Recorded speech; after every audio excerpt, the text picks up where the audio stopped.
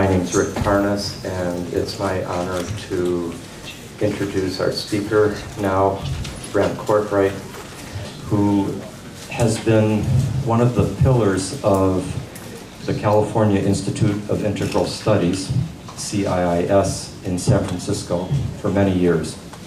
CIIS is a school that in many ways has been carrying the ideas, the spirit, the psychology that is very much present at this conference of the International Transpersonal Association. And Brent is the author of 2 books, Psychotherapy and Spirit, which is used as a text widely, and also Integral Psychology, which has more recently published. But he has been the chair of the program at CIIS for 20 years that has in many ways carried the heart of the Institute, in which psychotherapy and a spiritually informed view of the human spirit and soul has been taught to generation after generation of individuals who are going into the practice of psychotherapy. And I can't overstate the role that a person who is the chairman, the director of a program carries year after year. And I just want to convey the spirit of gentleness and intelligence that Brent has provided at our school to many generations of students in the process of their education, that I think in many ways is as important as the ideas themselves. If we do not embody the ideals that we're teaching, then that undermines the teaching. And Brent has been a kind of paradigm or paragon, a model of precisely the spirit of psychology and healing that the entire perspective is carrying. So it's my honor to introduce to you Brent CORTRIGHT.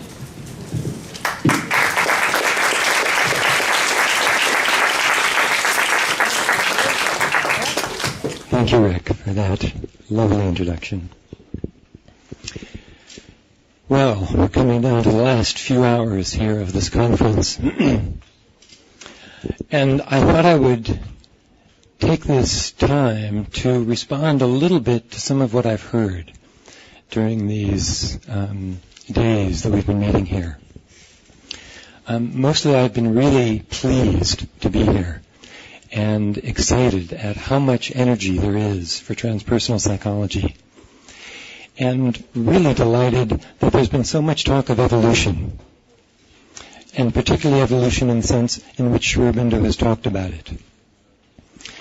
But there's also been ways in which evolution has been talked about that strike me as a bit naive, shall we say, and sometimes a bit mental. Like evolution proceeds along certain cognitive structures, which begins to miss how evolution changes the substance of consciousness itself. It also involves a change of heart, a change of body, a change of sensing, of perspective. So I thought it might be good to review a little bit of somebody who is not just theorizing about evolution, but actually has lived it. Sri Aurobindo was an Indian enlightened sage, an extraordinary philosopher, a political leader. And he not only achieved a higher state of consciousness, but brought it down into his body, brought it down into this earth plane. And I think is like a scout for many of us, kind of way up ahead, sending back information about what it's like up ahead. Now, to contextualize this idea of evolution, I need to first of all just very briefly describe the spiritual context in which it takes place. You've had so much of this stuff already, I hesitate to do this. I'll try to keep this very brief. So, in the spiritual traditions of the world, they tend to fall into one of two categories: traditions of the personal divine and traditions of the impersonal divine. Much of the West has been raised in traditions of the personal divine: Christianity, Judaism, Islam, whereas much of the East has been raised in traditions of the impersonal divine: Buddhism, Advaita, Vedanta. There's been a kind of running competition between these two traditions for which one is more ultimate. The traditions of the impersonal divine say that the personal divine is simply a step on the way towards this ultimate impersonal reality. This ultimate impersonal reality can be described negatively as emptiness, shunyata, the emptiness from which everything comes. Or it can be described positively as Satchitananda, existence, consciousness, bliss. And our fundamental identity is that, the Atman that is Brahman. In traditions of the personal divine, on the other hand, the divine is seen to be not just pure being, but a being. In the West, imaged in masculine terms. In India, imaged as masculine and feminine and feminine at the same time, even. And our fundamental identity is a portion of that being. Our soul is a portion of that being, which is also, in the non-dual traditions, our highest self at the same time.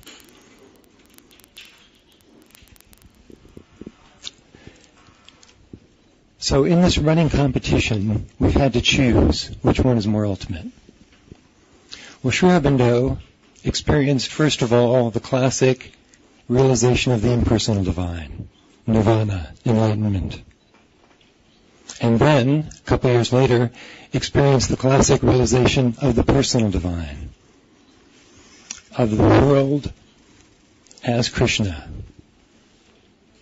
his jailers as Krishna, the judge at his trial at Krishna, the prosecuting attorney as Krishna. And what developed in integral philosophy, in integral yoga, was an idea that the personal and the impersonal are two faces of the same divine being, two sides of the same coin. Neither tradition is privileged over the other.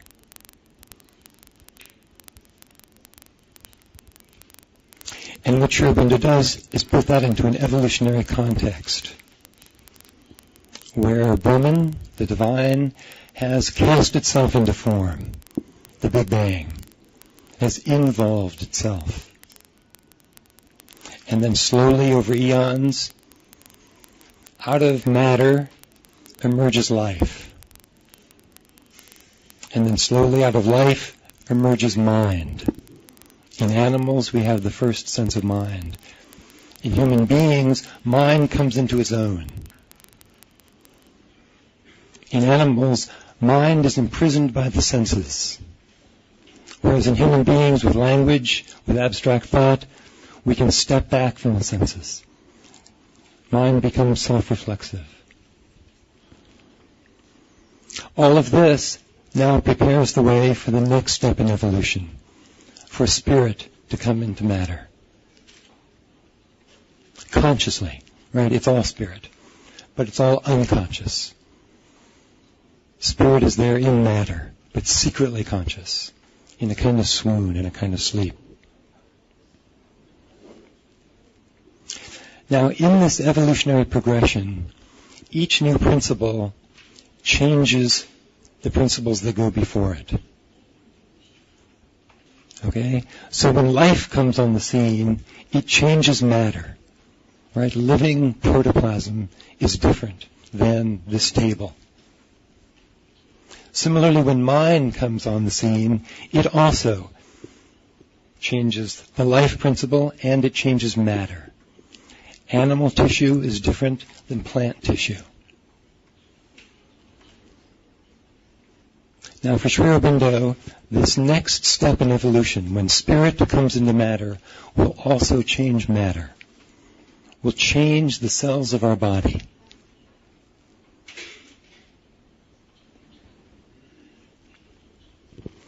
Now, one thing Sri Aurobindo does is make a distinction between different statuses of realization. So he makes a distinction between experience, realization, and transformation. He was the first to make this distinction, I believe. So experience is something that comes and goes. We have spiritual experiences. They come and go. They may prepare the consciousness for something else, but they leave us. Realization, on the other hand, is a permanent state. What most yogas aim for is realization, enlightenment, or union with the divine. But as a permanent state.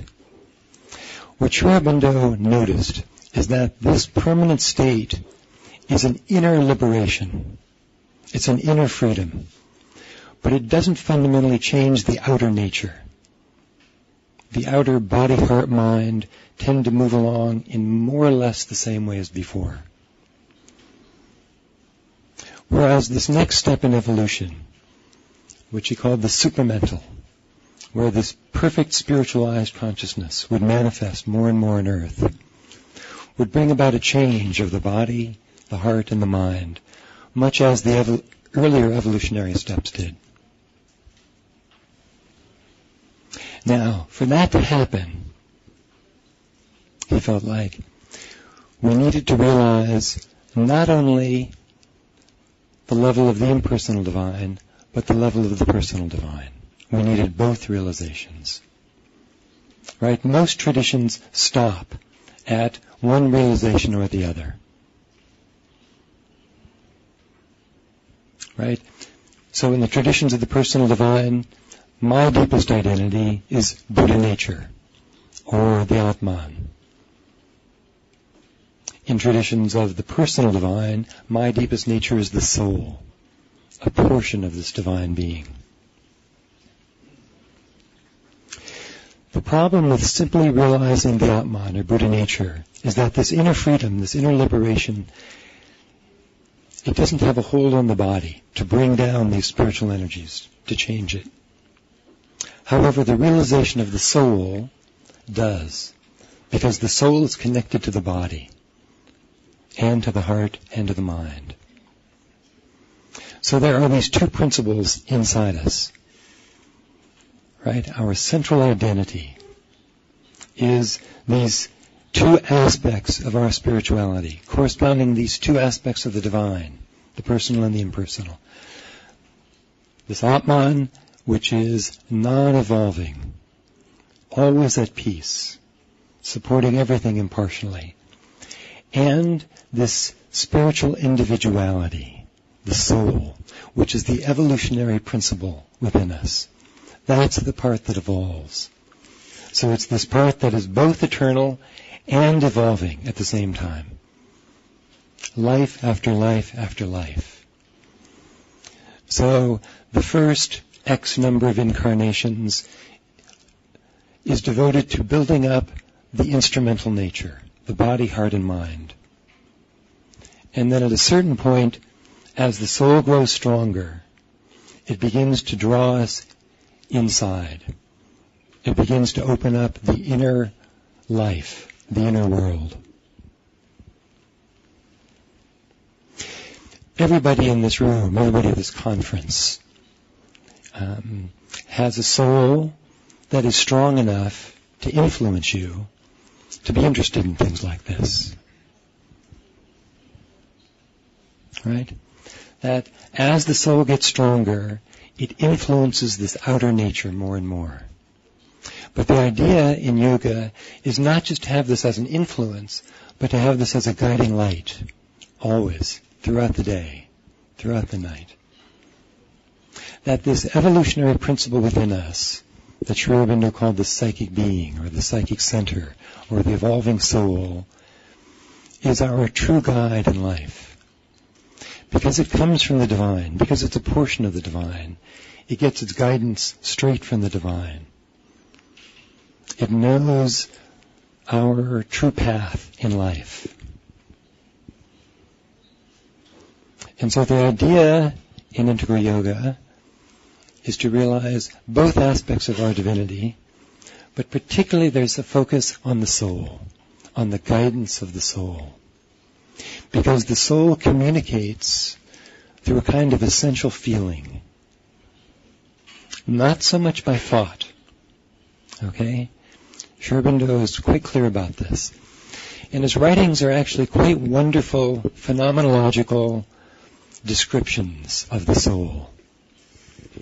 Right? The soul is this place of deep peace, of deep joy, a self-existent joy. This sense of deep love for all creation, a sense of light, and an intuitive sense of the right steps to be taking in our life. But this joy, this peace, is not dependent on outer circumstances. It's intrinsic to itself. The idea is that as that comes out in our lives more and more, it brings about a kind of harmonization. It brings about a coordination with the rest of our life. Now, what does it look like? What do the next steps of evolution actually look like? I think that's a really interesting question. What does this psychic emergence, what does the soul emergence look like? Opening the heart is key because it communicates through feeling, through a kind of spiritual feeling, a kind of essential feeling. So much of our wounding, as psychology teaches us, it closes the heart, shuts the heart down, narrows, constricts our feeling life. Neurosis is a systematic squeezing, narrowing of our capacity for feeling.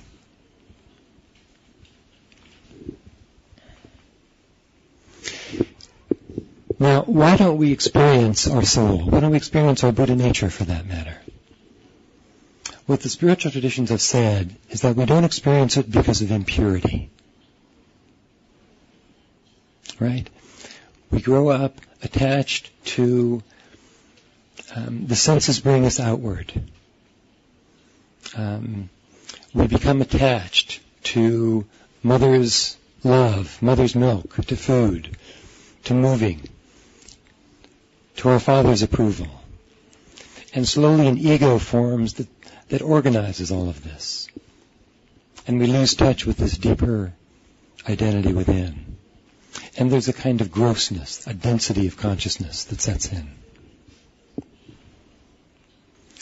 Now, spiritual practice, spiritual traditions think of impurity as a single thing. That this kind of unconsciousness is a single thing. But I think what depth psychology does, what Western psychology does, is talk about this impurity as actually two things. You all know what depth psychology is? Depth psychology is psychology that talks about the unconscious. And there's a number of different schools of this, beginning with Freud, but there's a number of schools of depth psychology. And what they say is that we are unconscious, we're not awake, because our early wounding and our defenses against that early wounding cut us off from our own feelings, from our own self. Right? To maintain contact with the mother, with the father, I have to abandon myself. I have to push large portions of myself aside. I begin to forget how I even did that. Large portions of the self fail to develop. The self develops with holes in it.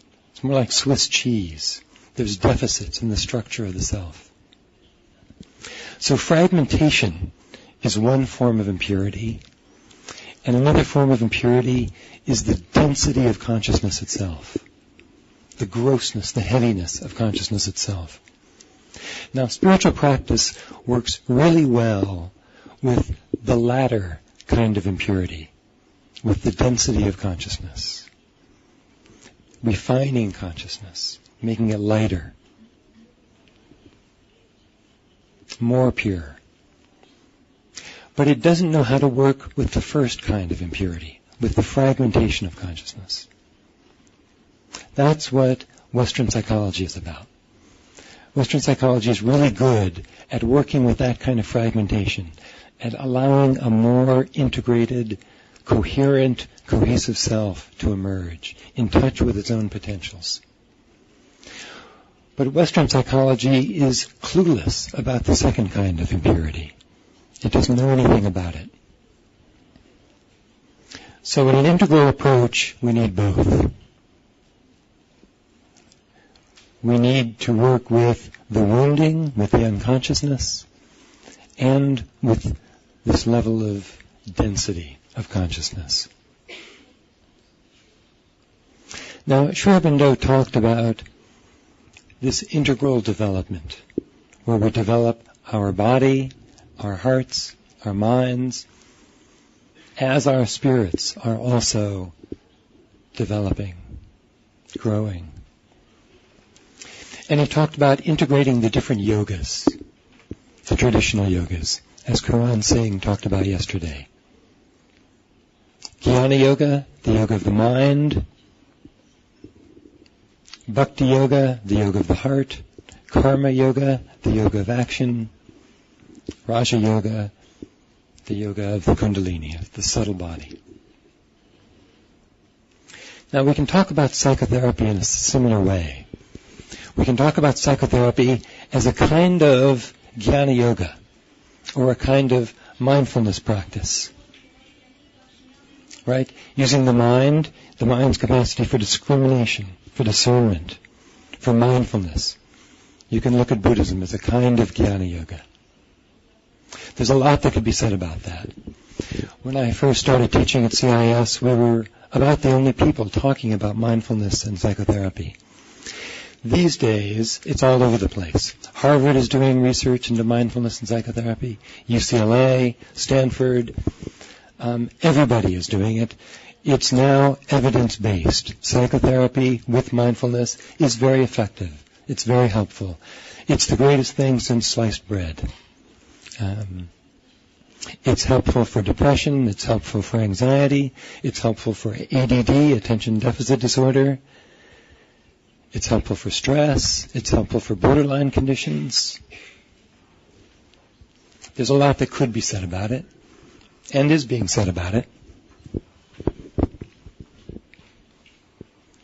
You can also talk about psychotherapy as a kind of behavior change, or a kind of karma yoga. There's a lot that could be said about that. But we can also talk about psychotherapy as a process of opening the heart, a kind of bhakti yoga. And I'd like to focus on that today.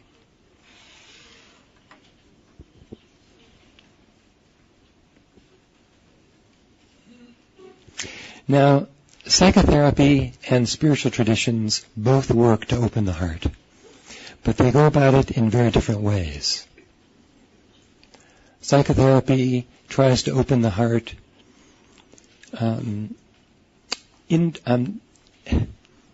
Actually, psychotherapy works by seeing how the heart is closed, by going into the contractions of the heart, by going into how the avoidance of negative feelings shrinks the heart's potential. Whereas spiritual traditions try to open the heart directly, through love, through devotion, through bhakti, through identifying with positive feelings and disidentifying with negative feelings, at least in the bhakti traditions. Now, the difficulty with that, approach is that it easily leads to something called spiritual bypassing. Spiritual bypassing is a really interesting idea that transpersonal psychology has come upon. I haven't heard it talked about too much here, but I want to just highlight it because I think it's a really helpful concept. Spiritual bypassing is taking spiritual ideas and using them in the service of defense. Okay, it's taking our spiritual ideals, our spiritual aspirations, and it's like the superego wraps itself around them and uses it in the service of repression still. I had a student in a group class where the idea was to talk directly, clearly, cleanly about our feelings, including our negative feelings towards each other. And this person didn't want to do it out of ahimsa and out of right speech. He didn't want to say negative things about people. And as he got feedback, he was surprised to hear that actually people saw him as a pretty angry, sarcastic person, that his negative feelings came out anyway. He couldn't not express them. The unconscious was going to express them one way or another. That's one of Freud's great insights. Repression doesn't work. What it does is it creates psychosomatic illness, and it creates this knot in consciousness where things come out in the form of symptoms. So, unless we also are working skillfully with our defenses, there's a tendency to take spiritual practice and use it in the service of defense. To use it to perpetuate the same shoulds, the same injunctions we had before, only with new, spiritually improved shoulds now. Now, in looking at psychotherapy as a process of opening the heart, we need to look at the powerful role that emotion plays in our life.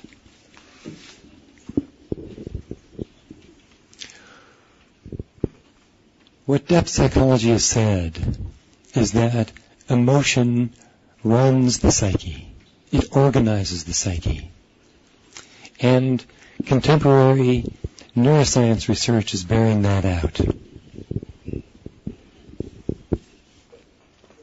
Out of all the vast amounts of information coming into the brain, thoughts, feelings, sensory data, fantasies, memories, the brain needs some way to organize it. Emotion does this. It tells us what to pay attention to, how to pay attention to it, what to do about it.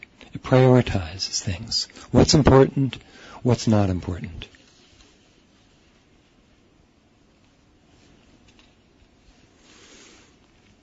Emotion, at its simplest level, is an appraisal process. It tells us, is something good or bad? Something nourishing or toxic? Emotion has a valence to it, positive or negative. Sometimes our feelings coalesce into discrete emotions, like anger, sadness, shame, joy. Other times, our feeling is less defined. It's a vague feeling, positive, negative, but it has a valence to it. Sometimes it's neutral, but usually neutrality covers over, is a kind of defensive move towards positive or negative. Clearly our thoughts play into this. It helps us appraise situations. But emotion organizes our experience and organizes the brain. And emotion organizes our experience in a few different ways. One way it organizes our experience is as information. Emotion is a kind of information. It gives us information about the environment that we don't get in any other way.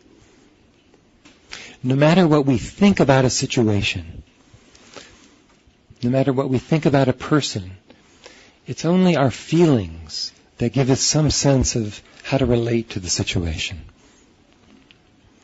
Neurologists have discovered that a certain kind of brain injury that doesn't change cognitive function but eliminates feelings puts people at a huge disadvantage in their lives. Daniel Goleman in Emotional Intelligence gives a case study of a man, quite wealthy attorney, who had a brain injury where he lost all capacity for feeling. And within a few years he was completely broke. Even knowing where to invest his money, it was not a cognitive process. It's an emotional process. Without feelings to guide us, we're lost. It's like in Star Trek where you have Data, this perfectly logical computer. It's impossible. It's completely impossible. Without feelings to guide us, logical thought just spins off into an infinity of possibilities. Emotion makes us land on one. So without feelings to guide us, we have no direction. So feelings are also a method of evaluation. They evaluate for us how to relate to a situation. Do I like this person or not? Is this situation safe or not? Feelings are a guidance mechanism for the interpersonal world we live in. Emotions are also a form of communication. We are constantly communicating to others what we're feeling. And our right brain, our right hemisphere, is non-verbally constantly scanning our environment and picking up the feelings of those around us. If somebody were to burst into this room and act crazy, our attention would all go there quickly. Is this person dangerous? It looks like a pretty safe crowd here. We're all scanning this continually. And emotion is a method of motivation. Without feelings, we don't do anything. Everything we do in life, every voluntary action, outside of a physical reflex, every voluntary action is motivated by a feeling. It has a feeling behind it. Otherwise, we don't do anything. That's why in severe depression, where the person moves beyond just feeling sad to just complete numbness, to no feeling at all, they can't even get out of bed. Right? There's no feeling to motivate it. Emotion is also a direction for action. It tells us how to take the next step in our lives. We may think many different possibilities, but it's what we feel about it that really guides our action. Two more things. Emotion as meaning. There's a cognitive element to meaning, but it's the feeling that makes something meaningful. It turns out that in the brain, the same neural circuits that process meaning process emotion. When something is meaningful, it's because emotionally it's powerful. And finally, emotion is an integrating function. Neurologically, it integrates thought, memory, perception, action into this smoothly functioning whole.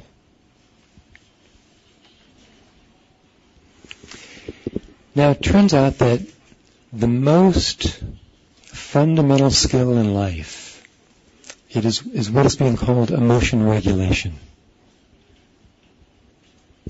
That emotion regulation is at the very heart of the self. And one thing you can think about psychotherapy as, no matter what the kind of psychotherapy, is that it helps with emotion regulation. Symptoms, depression, anxiety, whatever, addictions, are all problems of unskillful emotion regulation. What is emotion regulation? Freud said it long ago. We all want to feel good and we want to stop feeling bad. We want to minimize feeling bad. That's what emotional regulation is. It's acting in ways that make us feel good and ways that minimize feeling bad. So, with an alcoholic, for example, an alcoholic feels bad and drinks to numb those feelings. Temporarily, it works. Cuts out those bad feelings. Obviously, you can all see, as a long-term strategy, it has something to be desired. It makes the person feel even worse over the long term.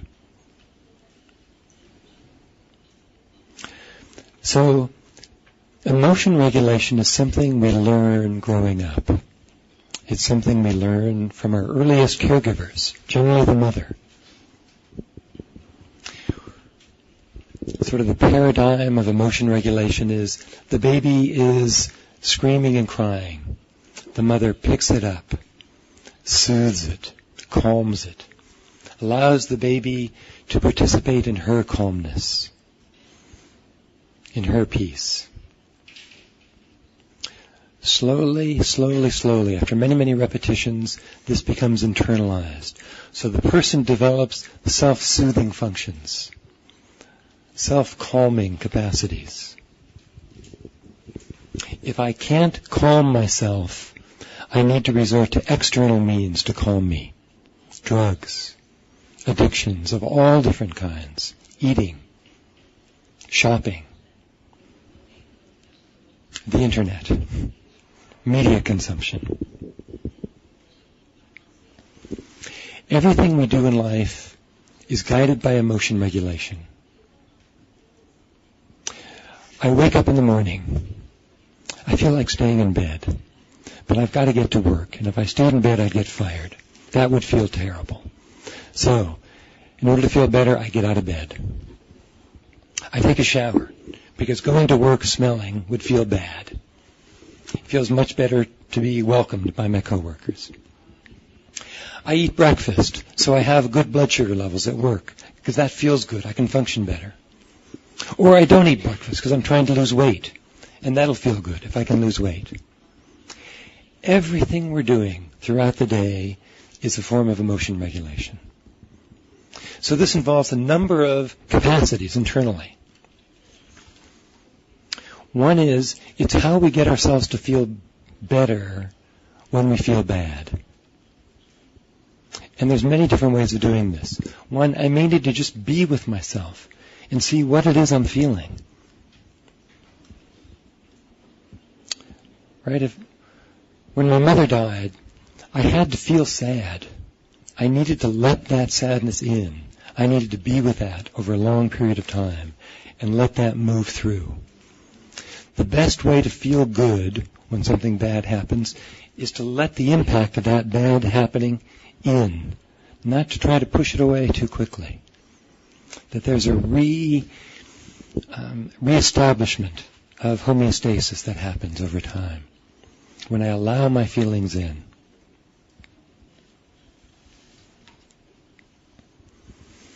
It's how we calm ourselves down when we feel really scared, really anxious, really stressed out. It's how we tell ourselves, it's really going to be okay. You've been in similar situations before. Don't worry, it's going to be fine. Or it's how we contact a place of peace inside, an intrinsic place of peace inside, and kind of relax. Or when we feel shameful, when we feel bad, when we feel fragmented, when we've done something that's a really bad mistake in front of other people. We feel fragmented, ashamed. It's how we let ourselves know we're really not the worst person in the world. It really wasn't that bad a mistake. And it's how we connect with an intrinsic source of value inside, where we do feel okay about ourselves.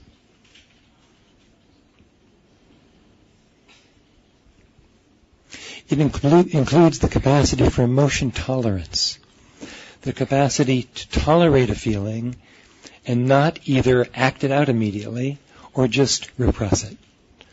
But I can be with it and either express it or just silently contain it as appropriate.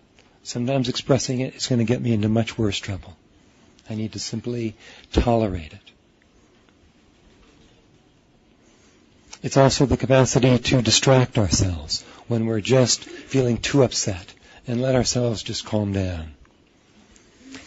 It's also the capacity for finding other people to help us with our feelings. Right? One thing that's become clear as psychology has moved in these last 20 or 30 years is that we are not autonomous, independent beings. The self is fundamentally relational. There's this new relational model now in depth psychology that says we grow up in a web of relationships. The self is not bounded, limited, cut off from the environment, but it opens up into this relational field, this relational web that we exist in. And our health as an individual is intimately related to our relational health, our capacity to find relationships with people who really see us, who really get us, who really love us, value us. So it's also my capacity to share my feelings with my friends, with my partner, with my lover, with people who are important to us, and to get a reassuring touch on the shoulder. We can't regulate our feelings entirely by ourselves. We also need other people in this process as well. Now, the term emotion regulation, I don't really like it because it implies a kind of control or a kind of suppression almost. I think a better word is really emotion navigation, because we are as much regulated by our feelings as we regulate them. Some feelings we need to actually control. We need to contain. Other feelings we need to let flow through us. Other feelings we need to let enliven us and express through us. So skillful emotion regulation or skillful emotion navigation is knowing how to relate skillfully to our emotions. And so one thing that all psychotherapies do is essentially teach skillful emotion regulation. What does this emotion mean? How do I relate to it?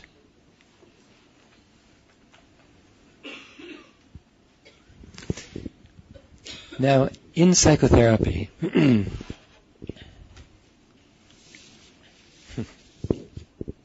I can see why everybody goes over. In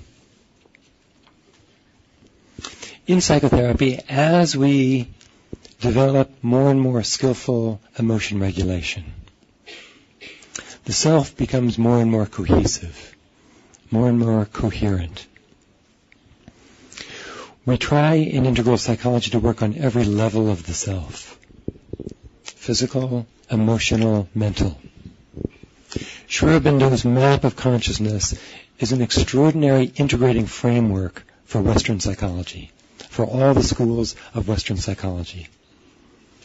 They fit very elegantly into the map of the external being and inner being that he describes. So in Sri Aurobindo's view of consciousness, of the being, we have this outer being, this outer body, heart, mind.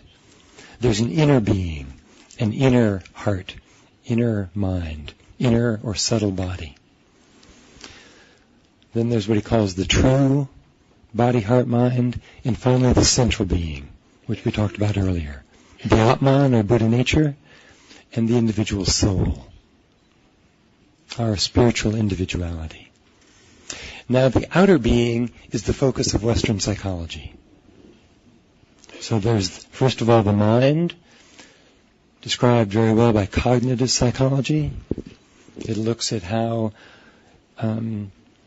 illogical cognitions make us feel bad and works towards establishing more logical cognitions.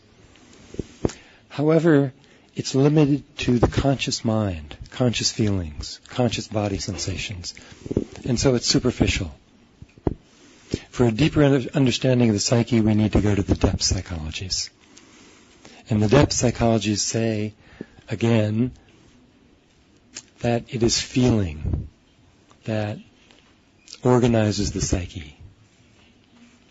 So at the level of the heart, of the emotional level, Sri Aurobindo talks about 3 levels: the lower emotional, central emotional, and higher emotional, which corresponds quite nicely to the field of psychoanalysis. The lower emotional is our animal inheritance, described beautifully by Freud's classical analysis, this kind of id psychology, where sex and aggression rule everything. The central emotional is where most people spend most of their lives. It's at this level of evolution right now where most people are centered. And at this level, the self is the central organizing principle of the psyche. That's been the revolution in psychoanalysis, where the instincts no longer organize the psyche, but the self does. The self and its relational world. So self-psychology, intersubjectivity, family systems theory, object relations, this whole new relational model. Is the self fragmented or feeling good and whole and secure? And then the higher emotional, which is the realm described particularly by Jung's analytic psychology, which begins to take on a more visionary, imaginal dimension. This is the realm of creativity. And it's most open to the inner being, which for Sri Aurobindo is the source of creativity. It's no accident that Jung used imagination, active imagination, and visualization as central, because that is the language, that is the coin of the realm for the higher emotional. So Freud's classical psychoanalysis, contemporary psychoanalysis, and Jung's analytic psychology describe these 3 levels of the heart extraordinarily well. But they leave out the realm of the body. And what Aurobindo said, that our feelings and our thoughts are also hugely determined by our body, is also what Western psychology has come to in the form of the humanistic and existential psychologies. This was Wilhelm Reich's huge insight, that our feelings emerge from our bodily experiencing. That when we're wounded, we not only repress certain parts of the self, we also leave our body and move into a headspace. We abandon our body, we dissociate. And so the humanistic and existential therapies, Gestalt therapy, bioenergetics, the different Reichian somatic therapies, focusing, Hakomi, the existential psychotherapies, they all focus on coming into the here and now and bring us back into our body so that our feeling capacity is more alive, more supported in the body. Now, as this happens, as we're working through our wounding at each of these levels, there's a more cohesive self that forms. That's where Western psychology stops. In integral psychology, what we're also wanting to do is open to this deep soul within, to the guidance of our psychic center.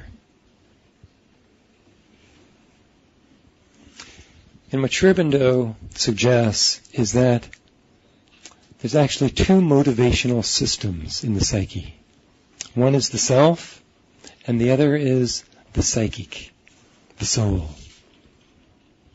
And it operates not according to desire, but according to aspiration. Right? The ego desires. The soul aspires. It aspires for the divine, for all things divine. It aspires for the true consciousness. It aspires for love, for goodness, for truth, for the higher things in life. It leads us towards the higher things in life. And aspiration, as we tune into it in the heart, begins to open up. So, as we open the heart, we find that there's actually several hearts here. There's an outer heart of emotion that psychotherapy tries to open, and there's an inner heart of the soul. that spiritual practice tries to open. And the idea is that as we tune into the heart more and more, as we tune into the heart's guidance more and more, through spiritual practice, through aspiration, the heart's guidance becomes more and more clear. At a certain point, it begins to awaken. It opens.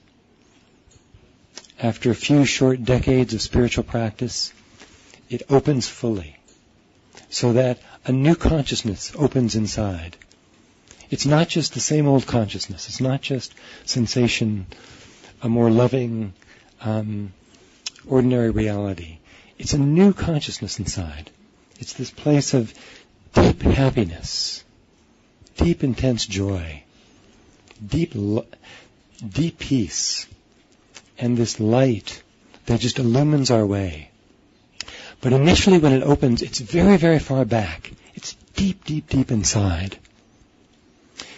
And the idea is to slowly bring it forward, to have this soul come forward. And as it does, it begins to influence the rest of our being. It begins to cast them into molds of itself, molds of light. It begins to refine this outer being, this outer nature. And that is transformation. That is this evolutionary transformation. That is what brings the spiritual into the body, out into the whole outer nature.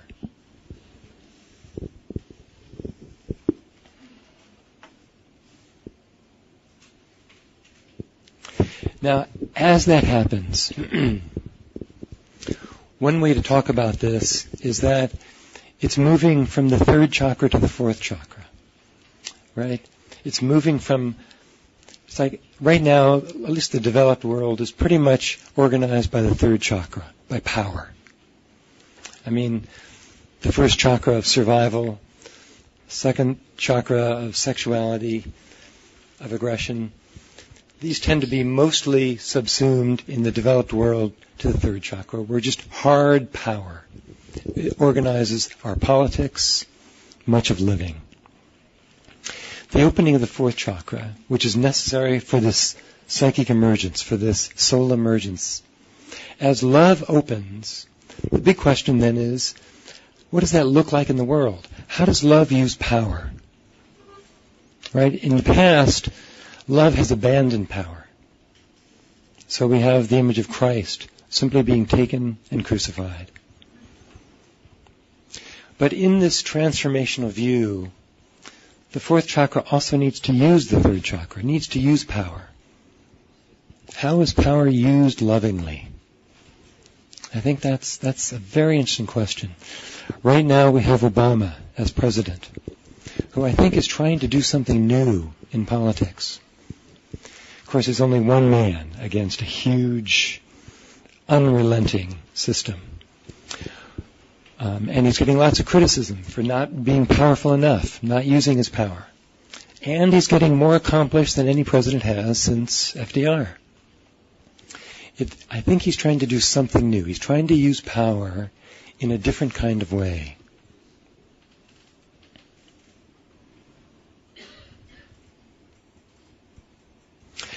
I think that in this transformational process, we need the best of the West as well as the best of the traditions, of the spiritual traditions. That the spiritual traditions are wonderful for opening up our inner being. And Western psychology is wonderful for looking at our, what's sometimes called implicit relational knowing. The ways in which relationship between people is unconscious, out of control, destructive, and ways of working with that so that it becomes much more satisfying to everybody. That we need skillful relationship. And that can't happen just with a psychological model or just with a spiritual model. I think we really need both. And I think that is what the transpersonal vision is. It's bringing psychology and spirituality together and saying that they both need each other, really. They both complete each other. The psychology of spirituality is the psychology mostly of our inner being. The psychology of psychology is mostly a psychology of our outer being. We need both.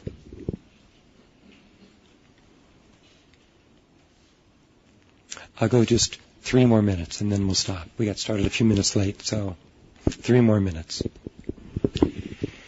Now, transpersonal psychology looks quite different in America versus Europe versus India versus South America. And I want to just briefly talk about those differences.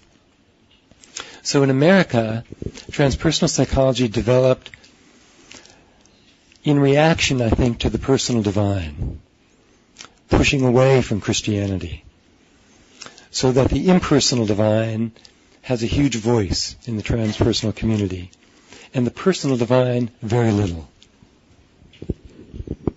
Also, it emerged in pushing off of psychoanalysis, so that the humanistic existential movement is very big in contemporary transpersonal circles, and contemporary psychoanalysis is not. I think these are huge gaps in America right now. In Europe, I think it's somewhat similar. I think there's still a kind of, as I've been to European conferences over the past decade, there's also a kind of pushing away from the personal divine, an embracing of the impersonal divine. And I think this is a kind of shadow in European transpersonalism. I think it's less true in Russia, maybe because of the suppression of the personal divine tradition here. Christianity seems actually quite alive here. But also, it seems like there is a kind of pushing away from psychoanalysis and an embracing of the humanistic existential approaches. In India, they really get the personal divine and the impersonal divine. And they have embraced behaviorism, but they don't really have the depth psychologies. They don't really have the psychoanalytic, the Jungian, and they don't really have the humanistic existential therapies there.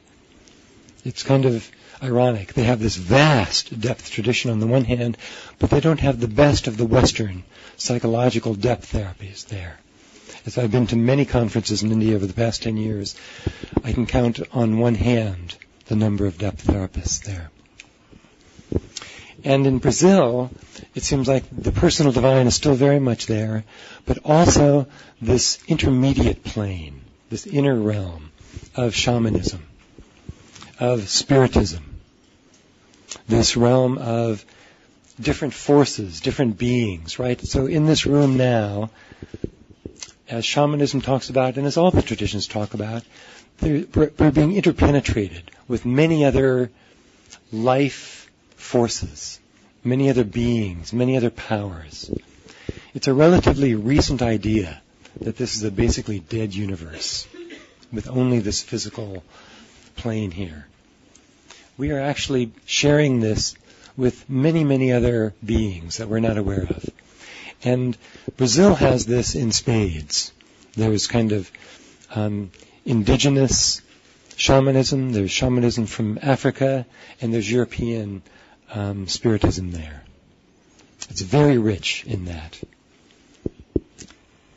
They also need, I think, more of the existential therapies and more of the contemporary analytic therapies.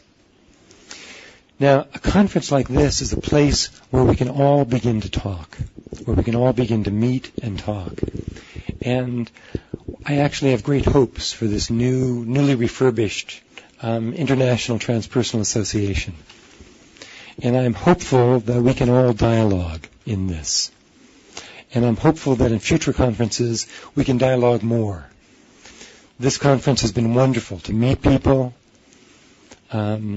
wonderful to learn about other approaches, but we all need each other. We all have different weaknesses. We all have different blind spots. If there's going to be a global transpersonal community, there needs to be a global dialogue as well. And I'm hopeful that this conference is the beginning of that.